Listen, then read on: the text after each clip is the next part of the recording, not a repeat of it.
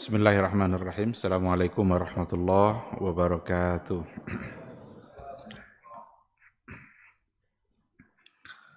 Innal hamdalillah nahmaduhu wa nasta'inuhu wa nastaghfiruh wa na'udzu billahi min syururi anfusina wa min sayyiati a'malina.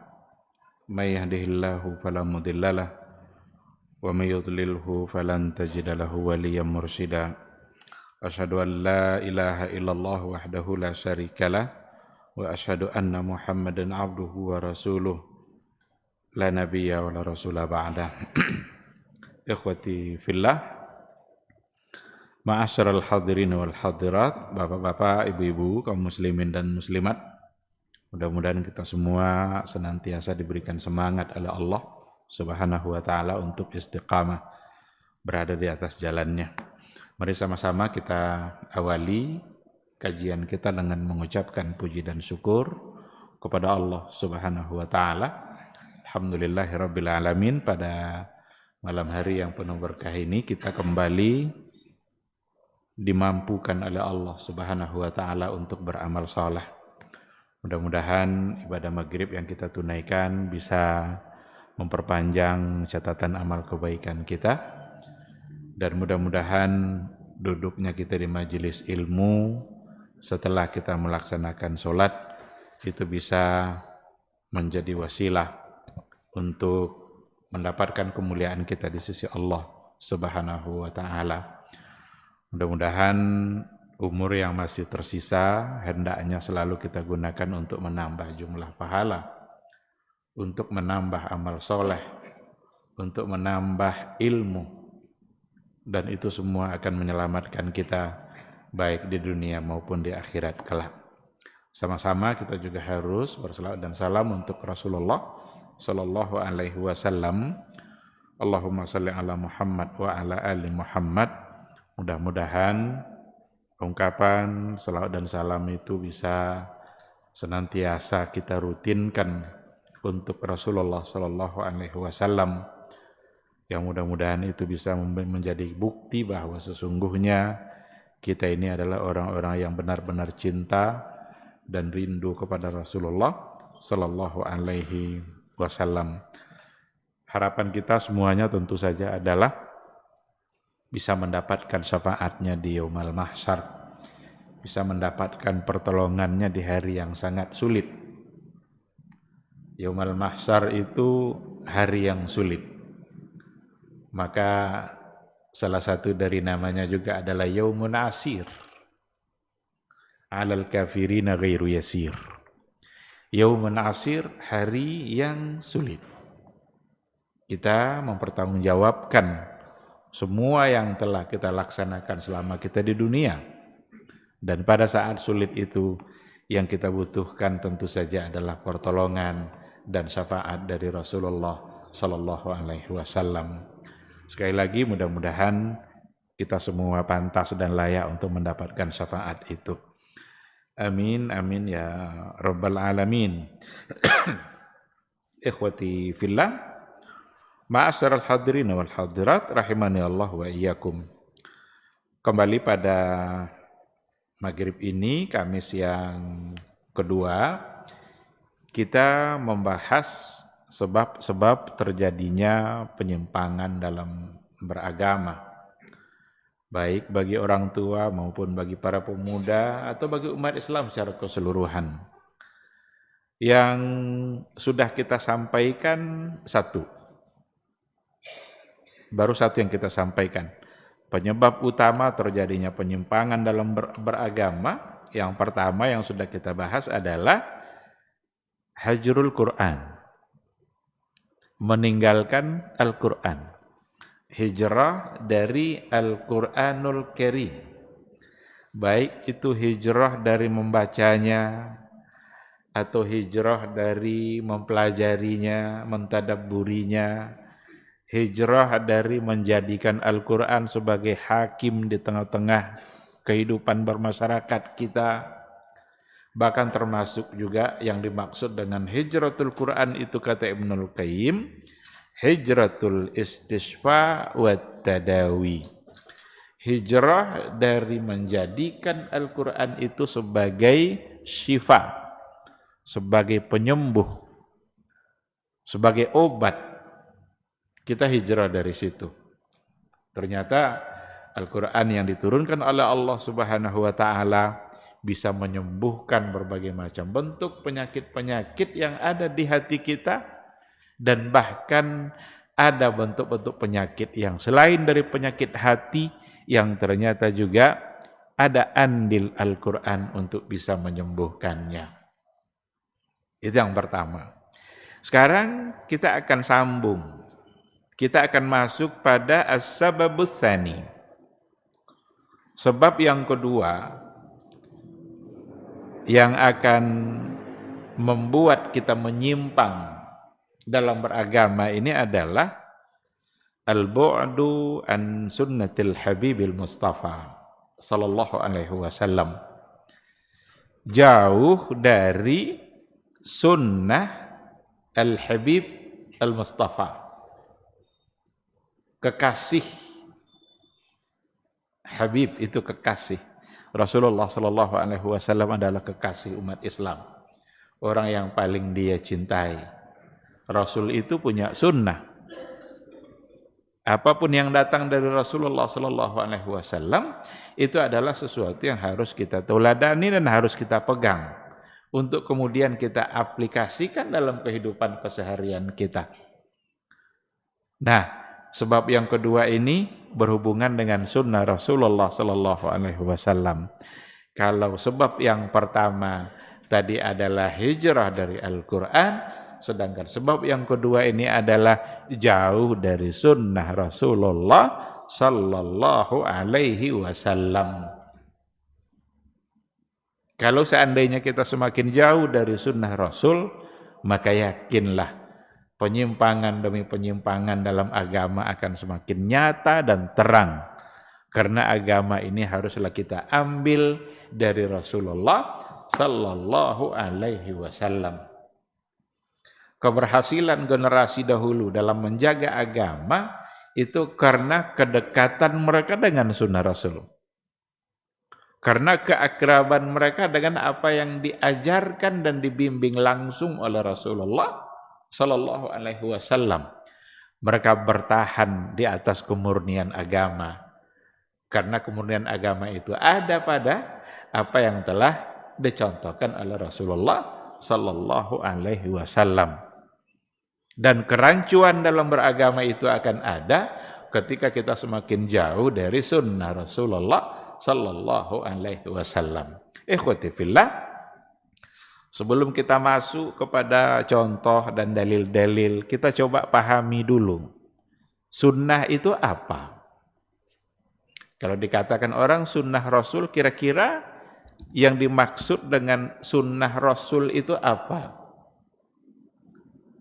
Dan istilah ini memang sudah sangat lumrah dalam ingatan kita. Bahkan ini menjadi sesuatu yang dalam setiap hari hampir mungkin kita mengucapkannya. Dan istilah ini juga yang kadang-kadang menimbulkan gesekan-gesekan dalam kehidupan bermasyarakat. Ada yang alergi dengan istilah sikit-sikit sunnah, sikit-sikit sunnah. Ada yang merasa alergi dengan istilah itu. Padahal sunnah itu sebagai kata kunci. Sunnah sebagai kata kunci dalam beragama yang akan melengkapi apa yang ada di dalam Al-Quranul Karim. Tidak akan bisa kita melaksanakan Al-Quran secara sempurna kalau seandainya kita tidak ambil dari sunnah Rasulullah sallallahu alaihi wasallam. Banyak hal-hal yang datang dalam Al-Quran itu secara global, secara umum. Kita tidak akan paham rincian yang dimaksud oleh Al-Quran itu seperti apa. Kecuali kalau seandainya kita sudah kembalikan kepada Rasulullah sallallahu alaihi wasallam. Oleh karena itulah antara Quran dengan sunnah itu dua hal yang tidak bisa dipisahkan. Kalaulah ada orang yang mengatakan bahwa cukuplah bagi kita Al-Quran, cukuplah bagi kita Al-Quran saja tanpa memerlukan sunnah. itu sesungguhnya orang seperti itu dia sudah menolak Al-Quran itu sendiri. Ada satu kelompok namanya mungkirus sunnah, ingkar sunnah. Orang yang mengingkari keberadaan sunnah, atau orang-orang yang menganggap bahwa sunnah itu tidak penting, cukup bagi kita Al-Quran. Bukankah Al-Quran itu diantara sifatnya la tanqadi ajaibu? Jadi Quran itu la tanqadi ajaibu, tidak habis-habis keagungan Al-Quran itu, semua lengkap, tibyanan likulli syai'. Al-Quran sendiri mensifati dirinya dengan seperti itu, tibyanan likulli syai', menjelaskan segala sesuatu. Ini ayat dijadikan alasan oleh kelompok mungkirus sunnah bahwa cukup hanya bagi kita Al-Quran. Jawabannya tidak bisa. Tidak bisa sama sekali tanpa kita mengambil dari sunnah Rasulullah sallallahu alaihi wasallam. Oleh karena itu, ikhwati fillah, perlu kita kenali dulu istilah sunnah. Kata sunnah itu nanti kita bisa lihat dari beberapa sisi, atau dari beberapa pandangan bidang ilmu. Sunnah yang mana yang dimaksud? Nanti ada sunnah dalam pandangan ulama hadis, ada sunnah dalam pandangan ulama usul fiqh, ada sunnah dalam pandangan ulama fikih, dan ada nanti yang keempat, sunnah dalam artian lawan dari kata bid'ah. Jadi 4. Makna sunnah itu kita bisa lihat dari 4 sisi. Dari 4 bidang ilmu. Ulama hadis, ulama usul fiqh, ulama fikih, dan sunnah sebagai lawan dari kata bid'ah. Kalau kita bawa kepada apa yang dijelaskan oleh para ulama hadis, al-muhaddisun, bagi mereka sunnah itu adalah hadis. Jadi sama oleh ulama hadis antara sunnah dengan hadis itu sendiri, di mana mereka mendefinisikannya ma udhifa ila nabi sallallahu alaihi wasallam min qaulin au fi'lin au taqririn au sifatin khalqiyah wa khuluqiyah sawa'un kana qabla al-bi'tsah am ba'daha. Panjang definisinya oleh para ulama hadis. Semua yang datang dari Nabi, apa saja datang dari Nabi, mulai dari sebelum diangkat menjadi Rasul sampai sesudah diangkat menjadi Rasul, itu semua adalah sunnah dan adalah hadis. Pada saat yang sama dia adalah hadis. Perkataannya kah, perbuatannya kah, takrirnya kah, atau diamnya Rasul, bahkan sifat-sifat khalqiyah wa khuluqiyah. Khalqiyah wa khuluqiyah, kalau khalqiyah itu sifat ciptaan. Nabi itu kulitnya putih, Nabi itu punya rambut bisa sampai ke bahu,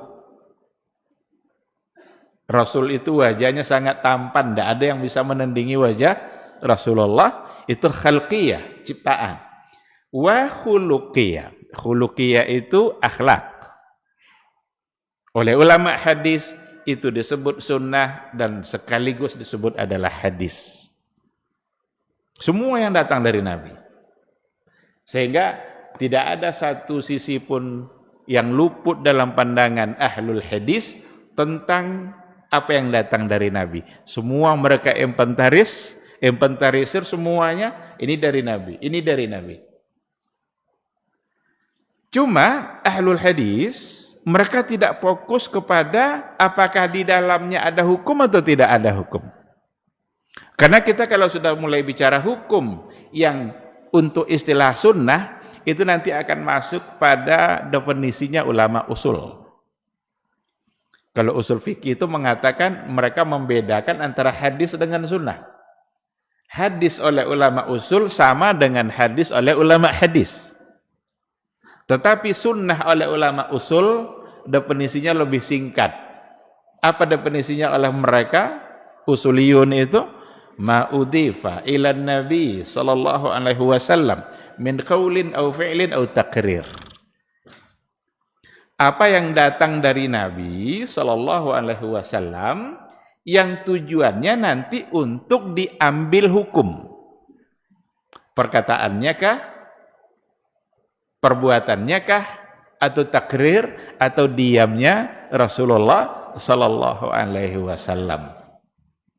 Ulama usul tidak memberikan definisi sunnah itu atau tidak masuk ke dalam istilah sunnah itu apa yang datang dari Nabi sebelum diangkat menjadi Rasul. Bagi mereka itu tidak sebagai sunnah. Kenapa demikian? Karena yang datang dari Nabi sebelum dia menjadi Rasul tidak bisa dijadikan sebagai sumber hukum. Jadi nggak ada keterkaitan taklif di situ, tidak ada anjuran tasyri' di situ karena Nabi belum menjadi Rasul.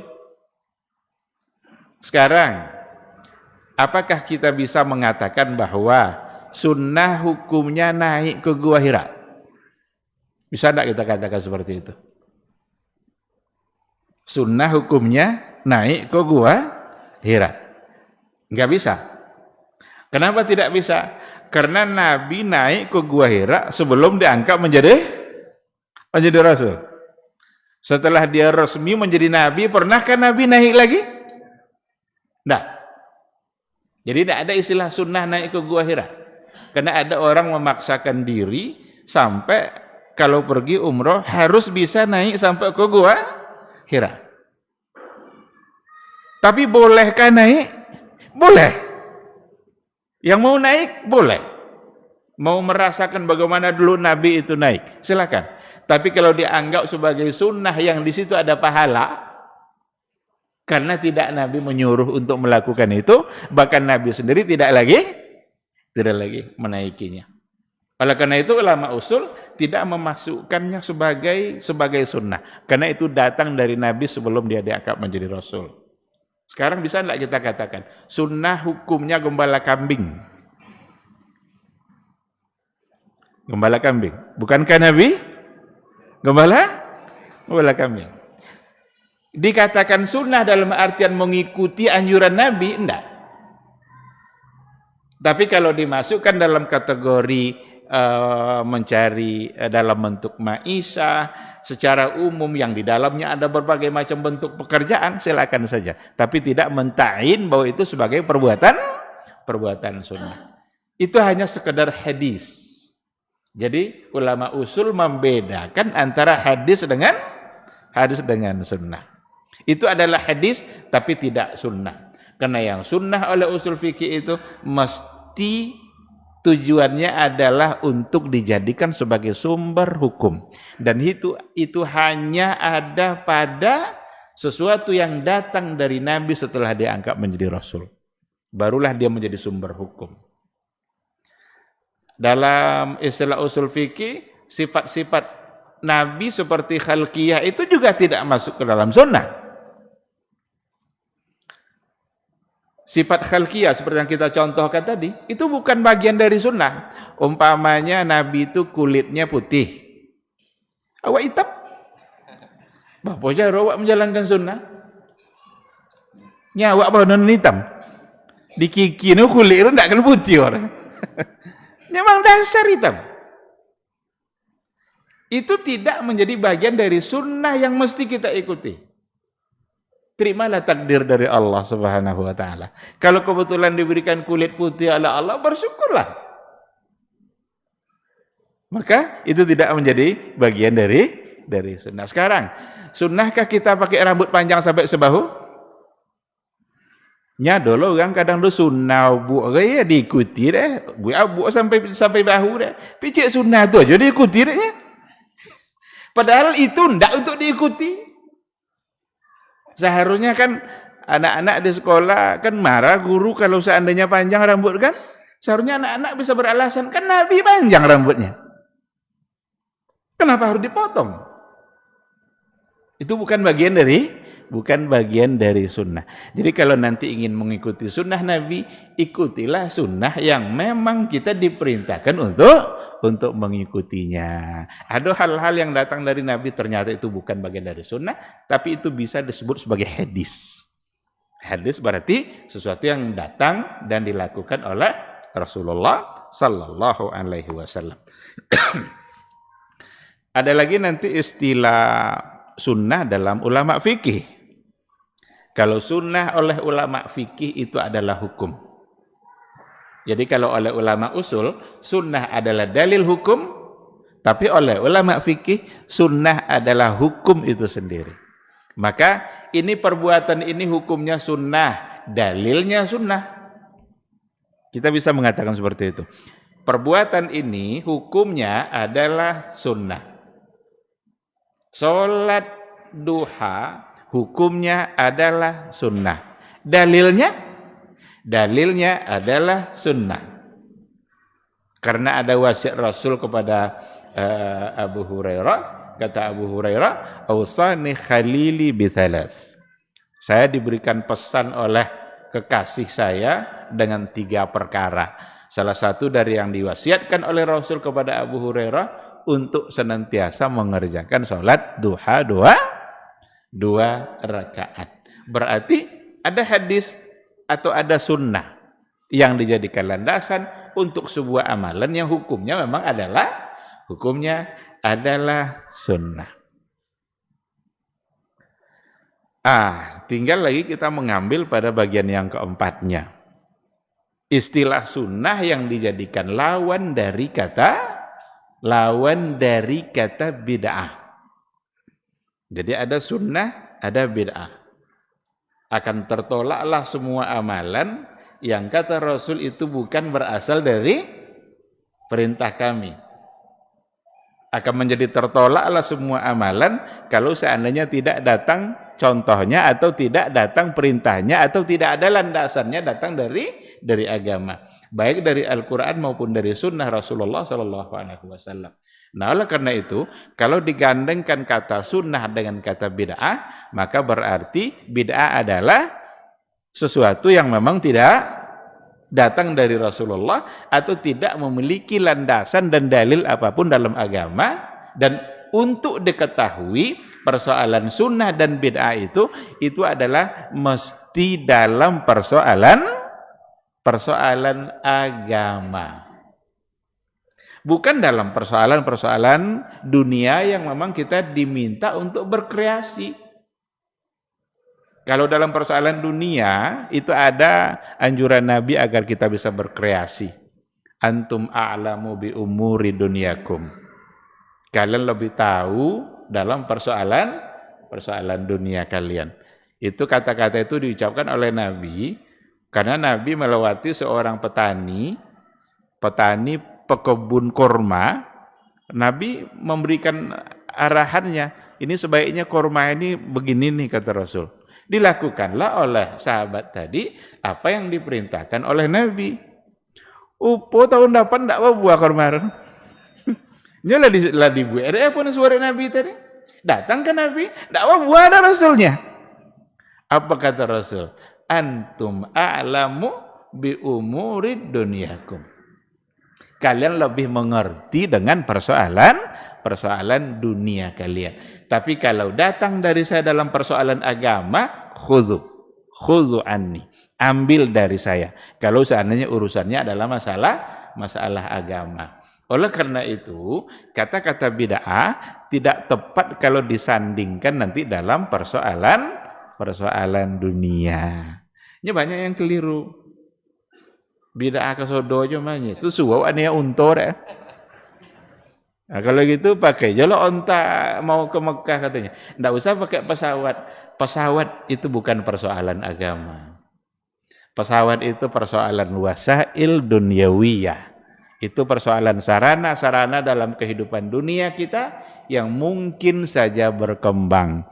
Jadi kalau ada ayat-ayat yang berkaitan dengan wasilah-wasilah, maka boleh dipahami ayat itu dengan pemahaman yang berkembang. Wa a'iddu lahum mastata'tum min quwwatin wa min ribatil khail. Rasul menyuruh kita agar bersiap-siap, mempersiapkan kekuatan perang kita. Apa yang ada dalam ayat itu? Ribatil khail, kuda. Berarti alat perang kuda. Zaman sekarang alat perang apa? Min kuwatin di situ, kekuatan di situ. Boleh hendak kita maknai dengan artian yang berkembang sesuai dengan yang ada hari ini? Bisa. Karena itu persoalan wasail dunyawiyah. Ini masalah mikrofon ini juga ada juga itu. Padahal orang-orang yang sering sebut-sebut bid'ah itu, dia ceramahnya pakai mikrofon juga katanya. Padahal mikrofon tidak ada pada masa Nabi. Jadi nampak ketika dia ngomong gitu tuh, dia tidak mengerti konsep bid'ah itu seperti apa. Jadi persoalan bid'ah itu adalah menjadikan sesuatu menjadi ketentuan agama, menjadi sebuah ibadah, menjadi sesuatu yang masyru' disyariatkan sebagai ibadah, tetapi tidak punya dalil dan tidak punya landasan atau tidak pernah diperintahkan oleh Rasulullah Sallallahu Alaihi Wasallam. Itulah baru yang masuk dalam kategori bid'ah. Jadi ada persoalan agama, fokusnya di situ. Kalau seandainya bukan pada masalah itu, ya tidak menjadi bagian yang tepat untuk disandangkan di situ kata bid'ah. Dan sunnah di sini juga tentu saja merupakan kebalikan dari istilah bid'ah. Sesuatu yang datang dari Rasulullah Sallallahu Alaihi Wasallam bisa kita temukan anjurannya, bisa kita dapatkan dalil dan perintahnya, untuk kemudian kita contoh dan kita ikuti. Nah, itulah sebabnya dalam setiap agama yang kita lakukan mestilah ada dasar, mestilah ada penguat kenapa itu kita amalkan. Jadi saya sering menyampaikan pada majelis-majelis, kenapa ibadah yang kita lakukan itu mesti jelas dalilnya, apa alasannya, atau kenapa harus seperti itu. Alasannya adalah agar jelas siapa yang kita taati. Boleh jolek yang wak taati itu siapa? Ketika kita selesai sholat, berzikir kita 33 kali. Subhanallah, Alhamdulillah, Allahu Akbar, 33 kali. Siapa yang wak taati? Aduh. Karena memang ada landasan yang jelas. Ketika kita melaksanakan satu bentuk perbuatan, apa saja, kalau dalam bentuk agama, dalam bentuk ibadah, jelas siapa yang kita taati. Kalau seandainya langsung diamalkan oleh Rasul, berarti jelas Rasul yang mengamalkannya. Atau kalau kita temukan perintahnya datang dari Rasul, jelas pula ada orang yang memerintahkannya. Nah, maka kita perlu menjaga hal-hal yang seperti ini agar amalan kita tidak sia-sia. Atau ada hal-hal dalam hadis Nabi, dalam dalil-dalil yang datang secara umum. Ketika datang secara umum, maka kita juga harus menjadikan dalil itu bersifat umum. Apa kata Imam Syatibi? Ada Imam Syatibi, seorang ulama besar dalam ilmu maqasidus syariah. Beliau mengatakan, seandainya ada dalil yang bersifat umum dalam persoalan ibadah, maka ada dua hal yang harus kita lihat di situ. Yang pertama sekali adalah apa makna yang terkandung di dalam keumuman hadis itu. Dan yang kedua adalah bagaimana cara generasi salaf dulu mengamalkan keumuman itu. Dua hal itu. Jadi kalau ada hadis yang bersifat umum, tengok dua sisi, tengok dua hal. Yang pertama, apa makna yang terkandung di dalamnya? Kemudian bagaimana cara para ulama salaf dulu mengamalkan keumuman hadis itu. Lalu beliau lanjutkan, seandainya ada orang yang membuat ketentuan khusus untuk dalil yang bersifat umum, dalilnya umum gak? Tapi nya dibuat dehnya ketentuan khusus dalam mengamalkan keumuman yang tadi itu. Dijadikannya sebagai sebuah syariat ketentuan khusus tadi itu. Maka dia berarti sudah salah dan sudah menyimpang. Itu menurut beliau bagian dari yuharrifunal kalima an mawadhi'ih. Yuharrifunal kalima an mawadhi'ih itu mereka merubah-rubah ayat Allah dari tempat yang seharusnya, atau merubah dalil menempatkannya pada tempat yang tidak seharusnya. Maka sesuatu yang bersifat umum, ambil keumuman itu. Jangan dikhususkan dan jangan dijadikan tasri' sebagai sebuah ketentuan agama kekhususan yang tadi itu. Kalaulah dibuat taksisnya nanti dikhususkan pada hal umum, berarti bagian dari tahrif, penyimpangan dalam agama. Karena banyak hal-hal dalam kehidupan kita sebenarnya secara umum itu boleh masuk dalam ketentuan dan kebolehan secara umum. Tetapi ketika sudah menjadi ketentuan khusus, di situ salahnya. Dan Imam Syatibi tadi itu ingin orang terhindar dari taksis atau dari penghususan sesuatu yang bersifat umum.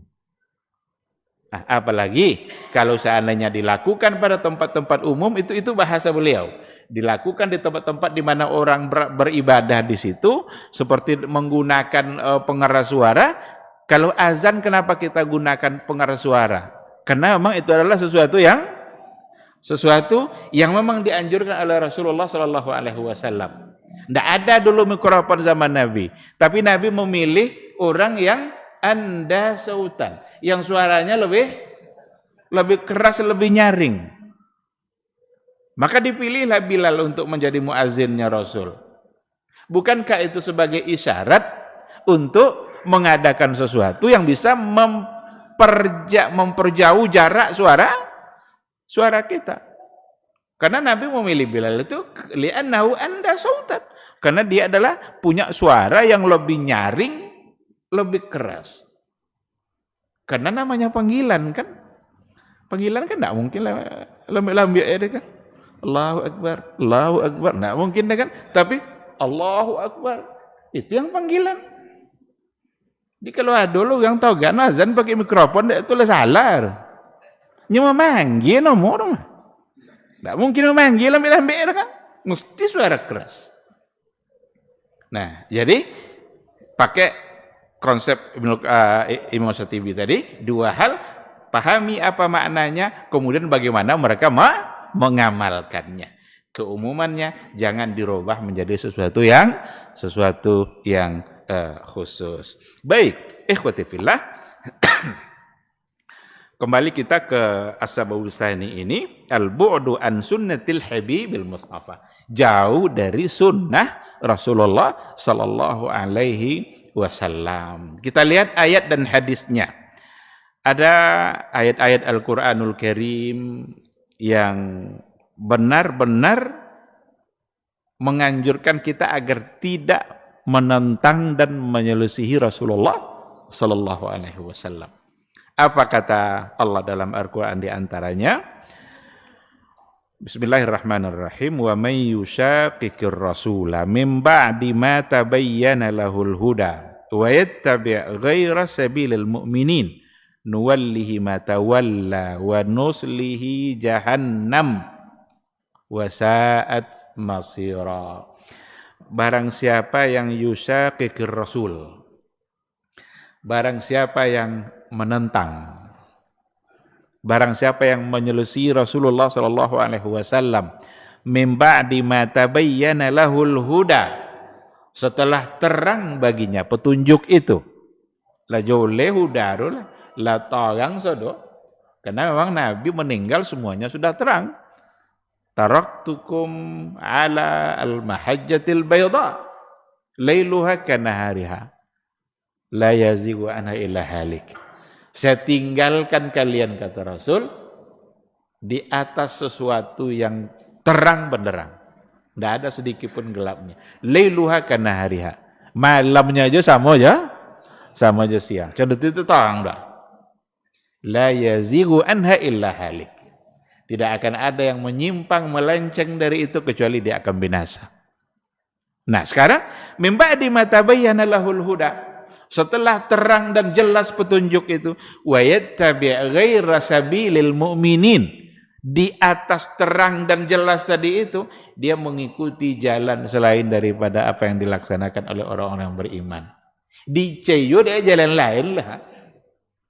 Nuwallihi ma tawalla wa nuslihi jahannam. Hukumannya adalah jahannam. Wa sa'at masira, dan itu adalah tempat kembali yang paling buruk. Ada dalam hadis, dalam ayat yang lain kata Allah, falyahdharil ladzina yukhalifuna an amrihi an tusibahum fitnah aw yusibahum adzabun alim. Waspadailah, hindarilah orang-orang yang yukhalifuna an amri. Orang-orang yang selalu menyalahi perintahnya. Orang-orang tersebut an tusibahum fitnah, akan ditimpa mereka itu oleh fitnah, aw yusibahum adzabun alim, atau mereka akan mendapatkan azab yang pedih. Azab yang pedih di akhirat, fitnah di dunia. Maka ketika kita jauh dari sunnah Rasul, ketika kita sudah mulai mencoba untuk menyelisihi apa yang datang dari agama, yang datang dari Nabi, sebelum nanti azabun alimnya di akhirat, di dunia akan terjadi fitnah. Fitnah dalam artian yang sangat luas. Kekacauan dalam kehidupan kita, kekacauan dalam beragama, itu tidak mustahil disebabkan karena kita jauh dari apa yang diajarkan atau yang diperintahkan oleh Allah dan oleh Rasulullah sallallahu alaihi wasallam. Ikhwati fillah, kita jawab dulu suara azan, nanti insyaallah kita sambung sedikit. Allah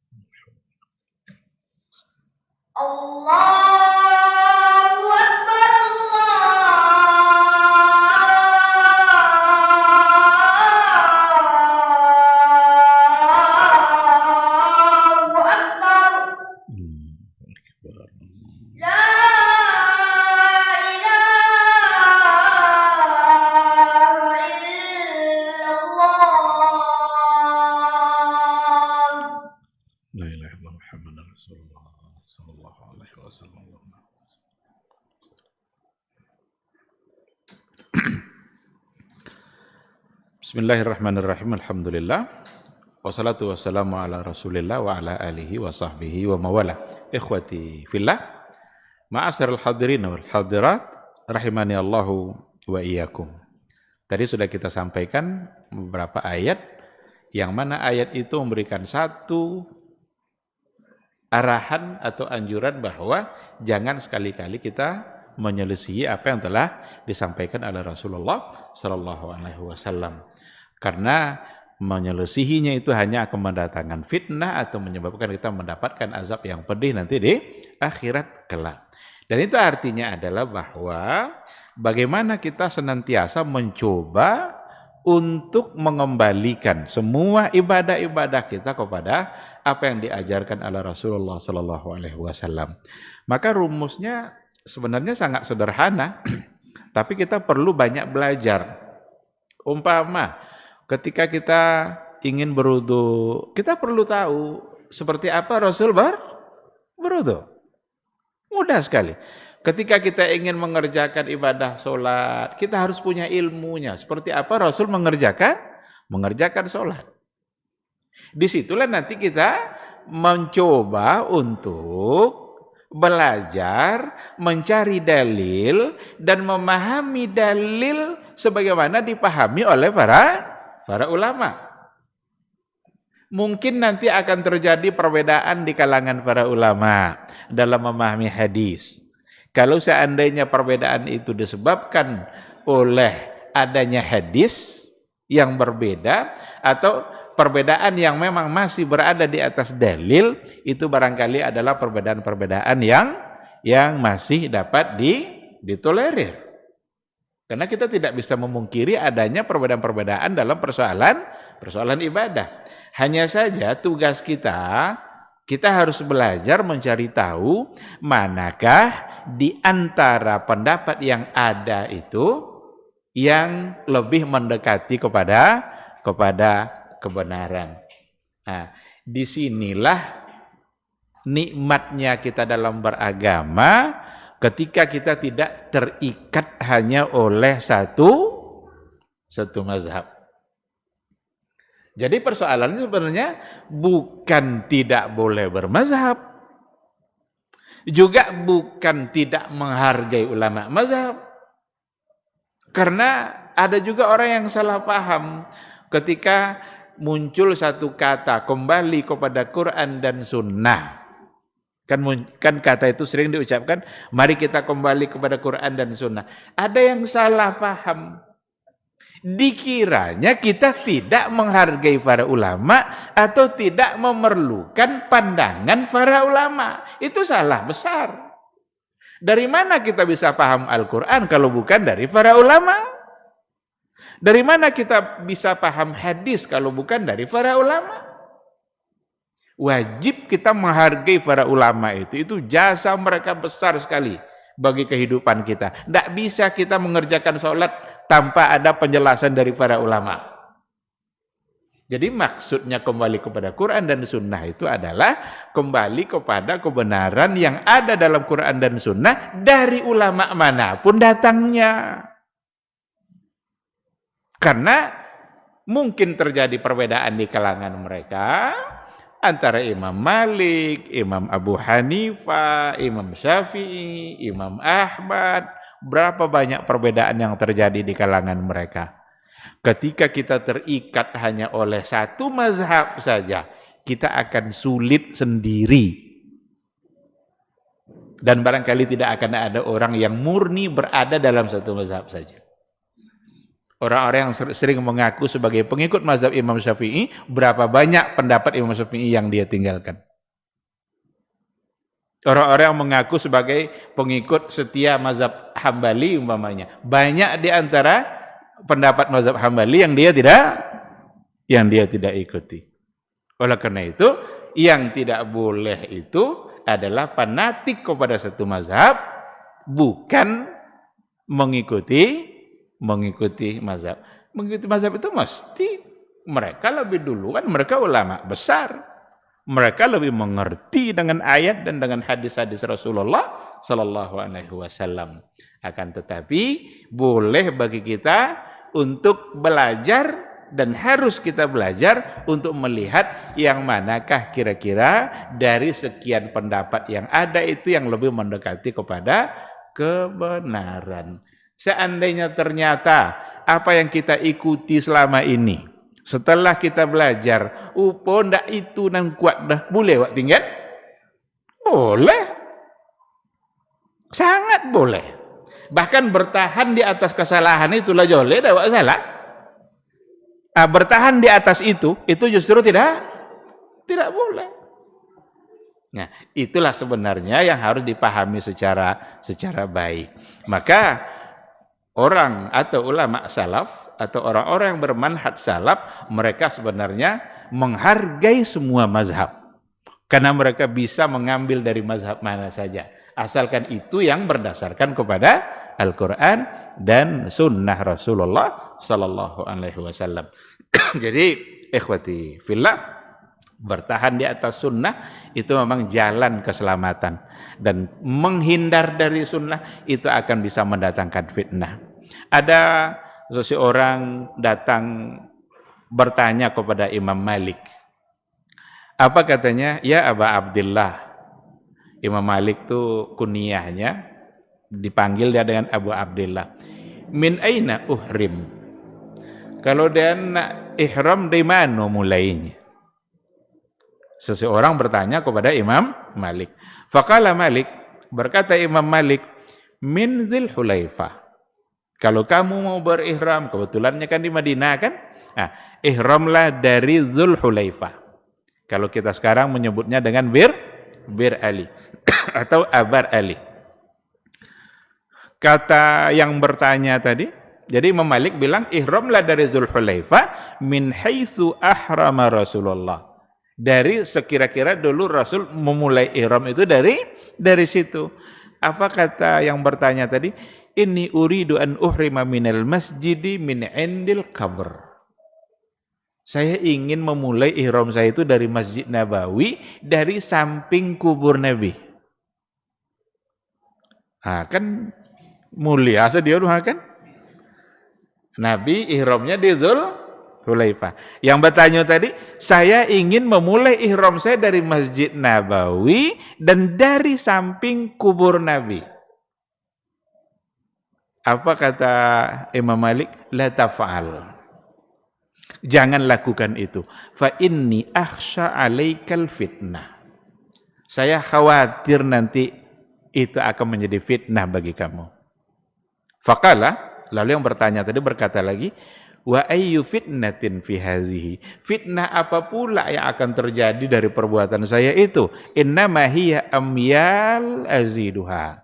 Saya hanya sekedar menambah beberapa mil saja. Beberapa kilo ya tambah rumahnya. Fitnah pula akan terjadi. Mungkin ini menganggap pahala lebih kadang. Sebab lebih jauh jarak. Masuknya memulai ihram itu. Orang lo yang mulainya lo mulai. Apa lo fitnah kan tibanya ya. Apa kata Imam Malik? Wa ayyu fitnatin a'zam min antara annaka sabaqta ila fadilatin qassara anha Rasulullah. Fitnah mana lagi yang lebih besar daripada kamu melihat sesuatu, di situ ada fadilah satu amal di mana Rasulullah Sallallahu Alaihi Wasallam tidak mengetahui fadilah itu. Jadi tidak ada fitnah hukumnya yang lebih kadang kecuali pada saat kita melihat sesuatu yang kita anggap di situ ada kebaikan, tapi ternyata Rasul tidak mengajarkannya, seolah-olah Rasul tidak tahu kalau itu adalah sebagai satu kebaikan. Bukankah Masjid Nabi sudah ada pada masa Nabi hidup? Ada pada masa Nabi hidup. Tapi kenapa Nabi tidak memulai ihramnya dari masjidnya sendiri? Tapi Nabi memulai ihram dari Dzul Hulaifah untuk yang datang dari Madinah. Ditambah sekian kilo saja, seolah-olah tidak ada fitnah. Bahkan mungkin dia menganggap pahalanya lebih besar. Karena al-ajru ala qadril masyaqqah. Pahala itu sesuai dengan kadar kesulitan kita. Semakin bawah, semakin. Tetapi ternyata Imam Malik memberikan satu kata kunci. Tidak ada fitnah yang lebih besar selain daripada kamu memandang satu perbuatan yang di situ ada fadilah yang tidak disampaikan oleh Rasulullah sallallahu alaihi wasallam. Begitulah dulu para ulama ingin menjaga agar mereka beribadah di atas sunnah. Dan disitulah kemuliaan beragama kita. Situlah keberuntungan kita dalam beragama. Adapun soal dunia, silahkan. Nya kadang dunia ndak dikembang dah agama dikasih dah. Dunia jadi itu tahu jak ada lu, tapi agama dikasih dah. Yang seharusnya dia kembangkan, dia ndak kembangkan. Yang seharusnya dia bertahan di atas sunnah, itu yang ditaati dah. Salah ndak ada? Salah. Ketika Nabi bilang antum a'lamu bi umuri dunyakum, kembangkanlah dunia kalian. Buka usaha apa yang kita mau. Asal ikut aturan mainnya. Nya dunia boleh. Asal kita mengikuti batasan-batasan yang diatur oleh agama. Tapi untuk agama tidak bisa. Hanya mengikuti Rasulullah sallallahu alaihi wasallam. Mana yang diperintahkannya itu yang kita kerjakan. Mana yang terlarang atau tidak mendapatkan kita tidak menemukan perintahnya, berarti kita harus meninggalkan. Yang lebih parah pula lagi adalah yang diperintahkan tidak dia lakukan, tapi yang tidak diperintahkan itu justru yang dibuat-buatnya. Tentu itu akan membuat kita bermasalah dalam persoalan ibadah, karena Rasul itu diutus memang benar-benar untuk mengatur agama kita. Dari dialah kita bisa kita belajar dalam persoalan agama ini. Baik, ikhwati fillah, itu satu dari sekian banyak contoh, dan kita dengan keterbatasan waktu, saya kira kita tidak akan lanjutkan contoh-contoh itu. Tapi intinya adalah kita harus belajar bagaimana ulama salaf dulu bertahan di atas sunnah, walaupun merubah hanya sedikit saja. Tetapi ternyata itu bisa menjadi fitnah besar, karena di situ ada dugaan bahwa ternyata ada kebaikan yang belum disampaikan oleh Rasulullah sallallahu alaihi wasallam. Anggapan itulah yang sangat salah, yang mesti selalu kita hindarkan. Ikhwati fillah, mungkin ini yang bisa kita sampaikan.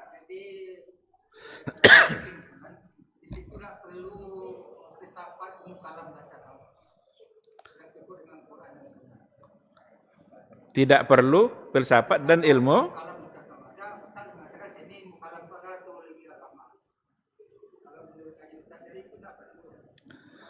Banyak agama ini rusak memang oleh ilmu kalam. Dia perdebatan tentang teologi, perdebatan tentang ketuhanan. Padahal soal ketuhanan bukan untuk diperdebatkan. Situ jelas salah. Jadi inti dari perdebatan dalam ilmu kalam itu tentang teologi dan ketuhanan. Tentang persoalan akidah. Padahal masalah akidah bukan untuk diperdebatkan. Masalah akidah itu untuk kita tunjukkan ketundukan kita kepada nas. Tidak mungkin kita memperdebatkan tentang Allah. Karena Allah itu dalam itu masalah gaib. Yang gaib itu untuk diimani. Ketika Allah sudah menceritakan sesuatu tentang diri dia, kita mau apa lagi? Mesti kita terima, karena Allah yang menceritakan. Tapi kalau dibawa kepada perdebatan yang tadi itu, maka muncullah berbagai macam logika dan analisa, yang ternyata logika dan analisa itu memang lebih berpegang kepada yang namanya logika, tentu rasio kan. Padahal akal kita sangat terbatas. Akal kita sangat terbatas dalam mengenali Allah.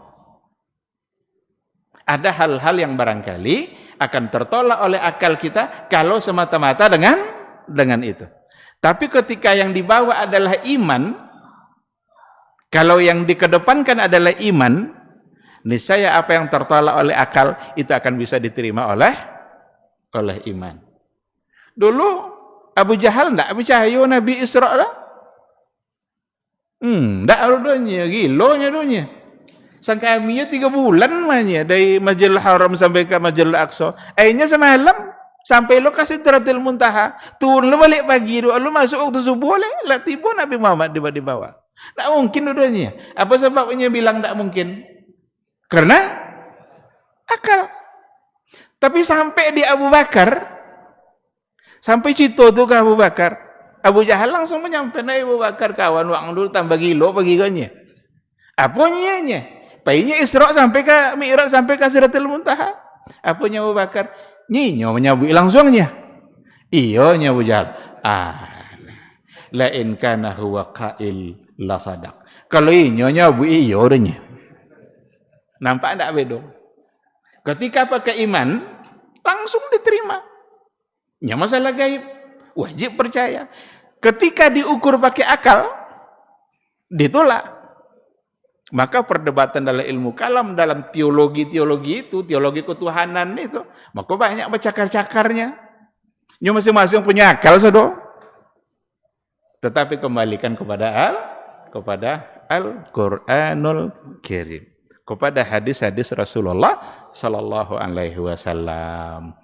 Maka dan ada orang yang imamnya Abu Bakar ketika mengedepankan iman. Ada orang yang imamnya Abu Jahal ketika mengedepankan akal.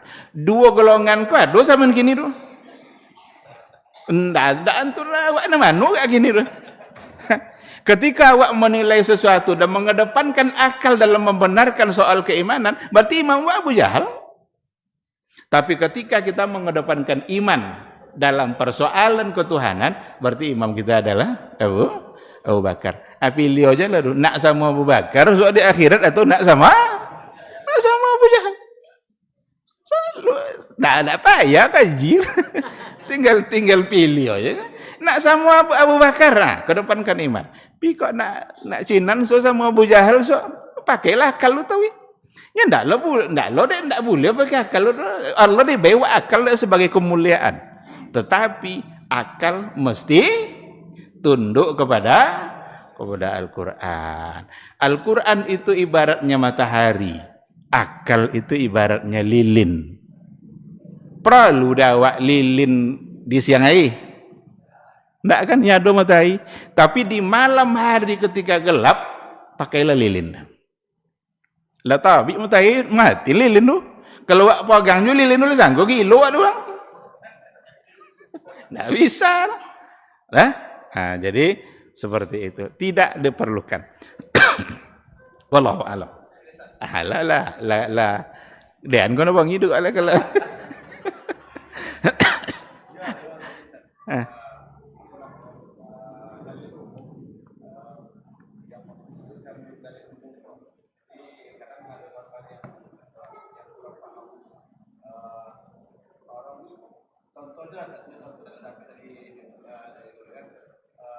Orang yang mengkhususkan dari umum yang contohnya yang populer saat ini.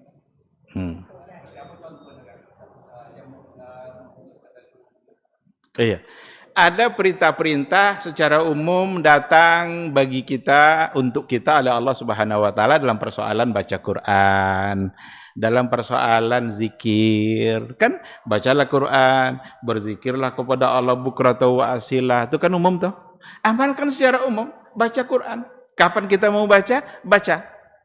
Tapi ketika sudah mulai mengkhususkan sesuatu pada waktu tertentu, umpama dalam setiap 1 Muharram, karena itu bulan elok, awal dari bulan Islam, 1 Muharram, di malam harinya, wak baca Yasin 5 kali umpama.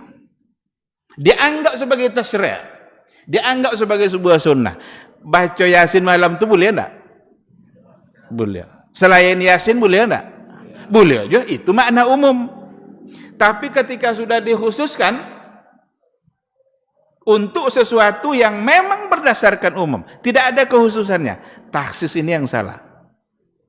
Awak bacalah umpama Yasin 5 kali di malam 1 Muharram. 5 kali. Siapa yang awak taati? Enggak ada. Muharram tahun esok baca oleh 5 kali boleh. Muharram berikutnya baca oleh 5 kali Yasin.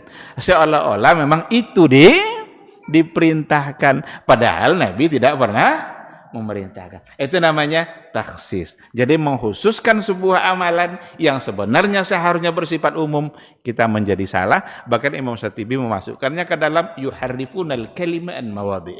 Berarti dia sudah melakukan tahrif, merubah makna atau merubah dalil yang seharusnya tidak ditempatkan, tidak ditempatkan di situ. Itu satu contoh. Tentu contohnya akan banyak sekali. Wallahu subhanahu wa ta'ala a'lam. Mungkin ini yang bisa kita sampaikan. Semoga ada ilmu yang bisa kita ambil, dan semoga Allah subhanahu wa ta'ala selalu membimbing kita untuk belajar, untuk memahami sunnah, dan untuk taat berada di atas sunnah Rasulullah sallallahu alaihi wasallam. Terima kasih dan mohon maaf. Subhanakallahumma wa bihamdika asyhadu an la ilaha illa anta astaghfiruka wa atubu ilaik. Wassalamualaikum warahmatullahi wabarakatuh.